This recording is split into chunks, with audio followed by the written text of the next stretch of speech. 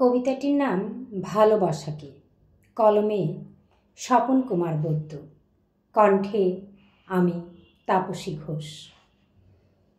ভালোবাসাকে ছোট্ট শিশুর মতো বুকে আগলে রাখতে হয়, নইলে ভালোবাসা চড়ুই পাখির মতো ফুরুত করে উড়াল দিয়ে নিরুদ্দেশ হয়ে যাবে, এতে কোনো সন্দেহ নেই।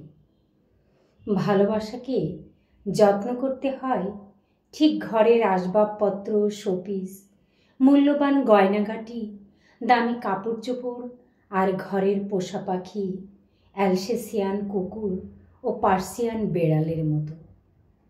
মানুষ যেমন পথের ধুলোবালি অবহেলা করে, তেমনি করে ভালোবাসাকে কখনো অবহেলা করতে হয় না।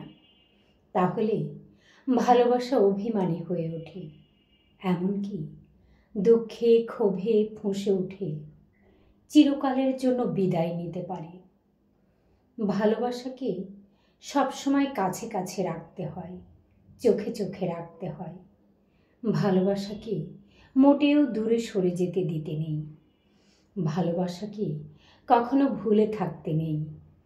বীজগণিতের ফর্মুলা, রচনা, ইতিহাস এসব যেভাবে মনে রাখতে হয়, ঠিক সেভাবেই ভালোবাসাকে মনে রাখতে হয়।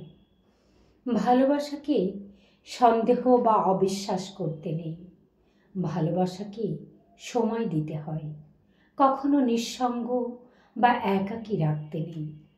ভালোবাসাকে সবসময় আদর, সোহাগ, মায়া, মমতা, স্নেহ ও বিশ্বাসের চাদরে জড়িয়ে রাখতে হয়।